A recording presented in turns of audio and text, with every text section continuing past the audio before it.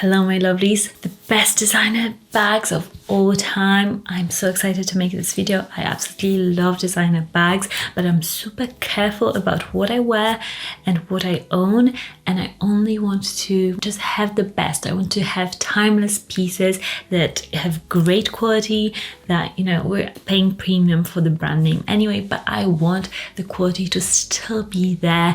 And if you love bags just like me, and if you like perfume as well, this is the channel for you. I talk about perfume, luxury, and I vlog weekly. So I made myself some coffee for this video to really enjoy it. You should make yourself also your favorite drink, and let's start. I think some of the bags you might know, some you might be really surprised and you might not know about them at all. But we have to start with the classic, with the only one that, to me, this was a no-brainer, my first ever designer bag, and it is the Chanel Classic Flap. Of course, in medium size, that is the most classic size for me. This is the bag that started it all for me, at least, and I know for many other people. I fell in love with it. I've been obsessed with it for years, and about a year and a half ago, a year and a bit ago, I got my first ever classic flap in black and lambskin. I'll put some b-roll here on the screen so you can see it, with gold hardware, and new from the boutique. I was thinking about maybe getting a vintage one, but I opted for my first one to be, I really wanted to get it from the boutique. But why I think this is the best designer bag of all time, one is the structure, the double flap. Although it's annoying when you use it because you have to always just like get that double flap back, it just makes it for a perfect bag that lasts and keeps its shape for years to come. And that's why I love it, because if you look at maybe like mini classic flaps, vintage ones, often they just look wonky, the shape is a bit off, the sides come out,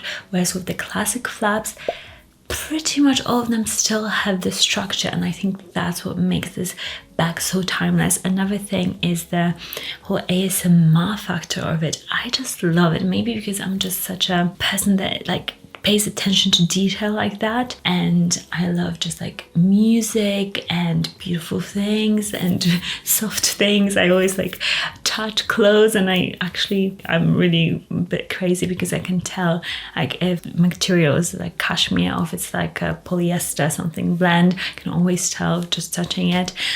But with the chains, the sound they make, the squeakiness sometimes the leather makes, when you close the bag, the sound it makes, the whole experience is very luxurious. It's almost like, when I wear it, it's almost like a jewelry piece, because you've got quite a lot of hardware on this bag, and I love the quilts and the symmetry of the bag.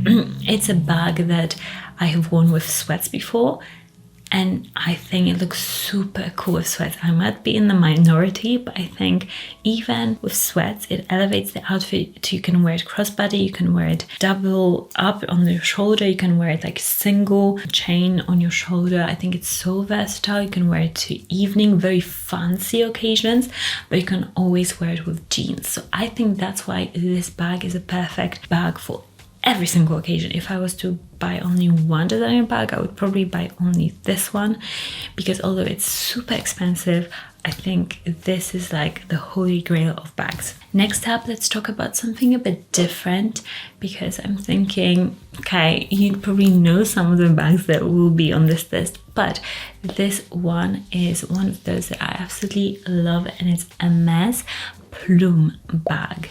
And this bag, it's so good. It's no longer being produced. It's a vintage Hermes bag, and I love it. There's so many bags that copy it, that even now there's the Row bag that looks similar, there is Delvaux bag that looks very similar.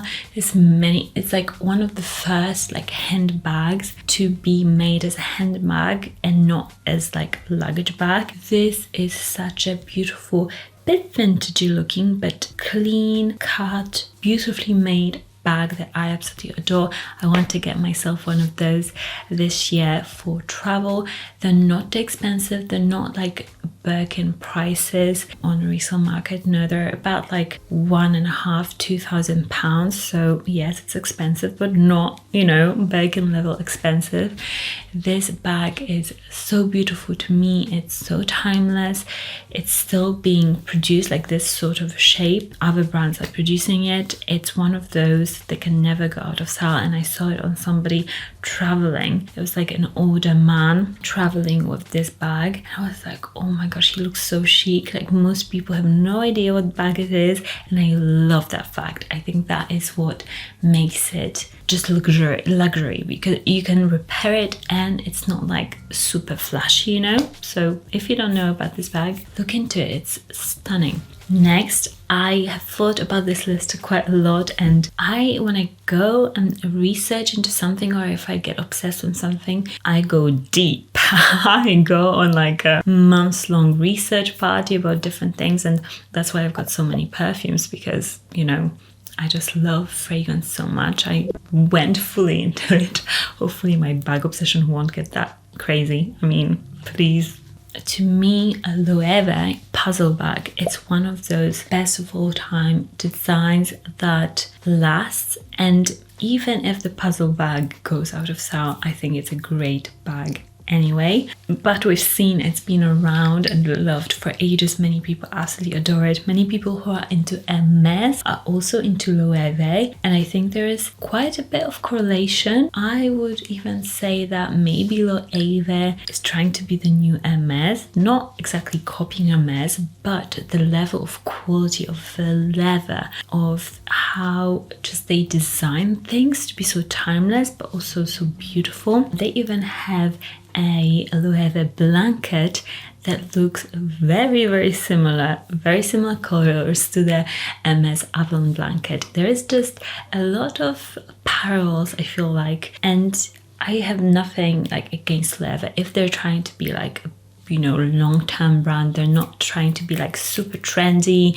They're trying to really build a brand that will stand the test of time. We might be like trying to get a Loewe bag in like 20–30 years and putting ourselves on wish lists. We never know. But this bag to me is really cool, a cool, unique design.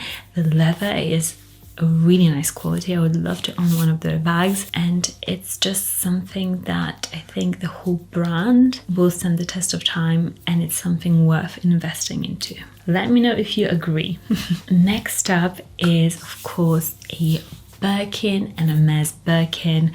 I finally have one of my own and I absolutely adore it. I think it's one of those bags that will stand the test of time. It already has stood the test of time. It's a bag that is cool, and I would love to be that person that like wears my Birkin like Jane Birkin, just like really just wears it, puts stickers on it, stretches it, really wears it and loves it, you know. I'm not at that point yet because I just got it and it's an expensive bag, but I love the look of aged, a bit like saggy Birkins that have been used and loved. I think it's such a cool bag if you don't wear it like in a very pretty way and like, oh, I'm so careful about it, which I do, so I hate myself for it. But like with new shoes, you have to have this phase of like really being careful, and then you just kind of relax. I don't want to like beat it against the wall, but you know what I mean. I think it's so cool when people have had their Birkins for like 20–30 years, and like there's in France, when you go to Paris, there's so many Parisians that just wear their bags in such a cool way with really nice timeless outfits, and they're really bags that are supposed to be workhorses that like you just chuck loads of stuff into. I love how you can just literally put so much stuff into it. Even into my little 25, I could put like a small sweater in there, a planner, sunglasses, wallet. I just can put stuff in it as much as I want, which I absolutely love, and I think it's a classic bag. It's one that is great investment because they resell for much more than they're bought for retail. So I love this bag.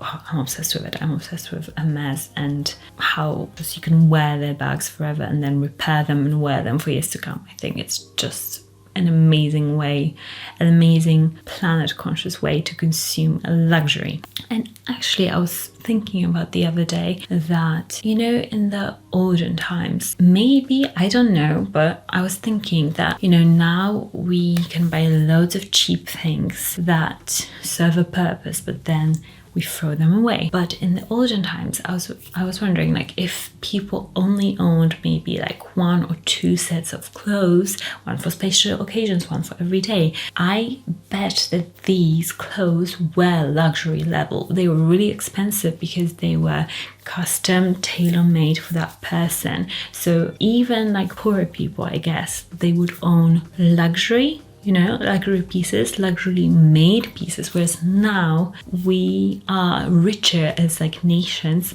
but we just buy loads of cheap stuff that just falls apart and then we have to buy new ones, you know. But that's just a side point. Let me know what you think about that. Next bag that I think is the greatest bag of all time is a Goyard Saint-Louis bag, a tote bag that is super versatile. To me, this is much more of a better bag, not only in the design aesthetics of it, but also just overall vibe of it than, for example, the Louis Vuitton Neverfull, because it's a similar type of bag.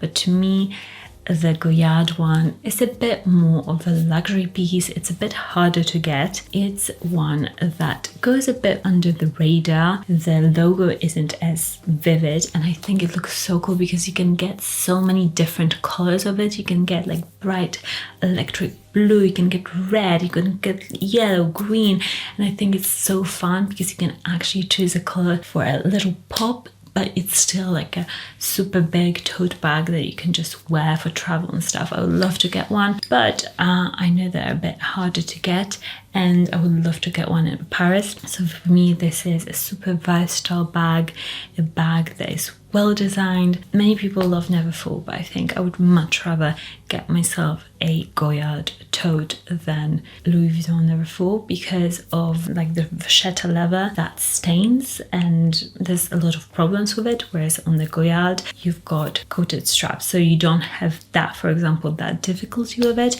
So overall it's a better design for me. Next up is a bag that I adore, and it's from Delvaux. Delvaux is one of the oldest like handbag luxury makers from France. I believe they're from France, and they make stunning quality leather bags, Hermes quality, really beautiful bags. And one of my favorites is the mini cool box. It's kind of got this really traditional shape that I've told you about with the plume, Hermes Plume. So it's like a really small Hermes Plume bag. They've got loads of beautiful leather colors for it, and I love how it closes because it's got this like really wide strap with zips on both sides that goes all the way down, kind of with a little D charm, and then you open it like this. It's really cool. I think it looks super cute. Crossbody, especially the nano size, and the quality of the bag is stunning. It's also something that is a bit more under the radar. I think for me the best designer bags are those that just don't scream it. That is why Chanel is on this list, but I just get sometimes a bit self-conscious about wearing a Chanel bag because it's such a known and loud logo. So I do like bags that have got the designs a bit more subtle and not as loud, and that way I think they're much more timeless. There's not many bags that have got screaming logos that will stay timeless. I think Chanel is quite an exception for that. And another brand and bag that I love, and I think it's one of the best designer bags, is the Bottega Veneta Arco tote bag for travel. I really like the quality of Bottega Veneta. I think again it doesn't have any screaming logos. You know that it's Bottega Veneta because you kind of know the pattern of the leather overlapping.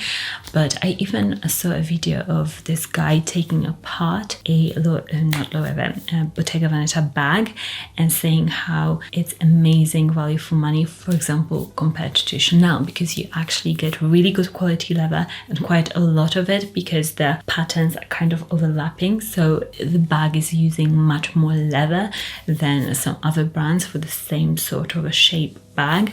So this is why I love it. I think the suppleness of the leather, the quality of the leather, the finishing is really nice. Doesn't scream branding, but at the same time you can wear it if you're a really minimalistic person. You can wear it if you are a super colorful person, because they've got really fun colors of the bag, so it's perfect for everybody. Anybody could wear it, and to me this is why this bag is so great and versatile, and I would love to own it. I've seen it on people traveling a lot, like when they travel, so it must be a very convenient travel bag as well.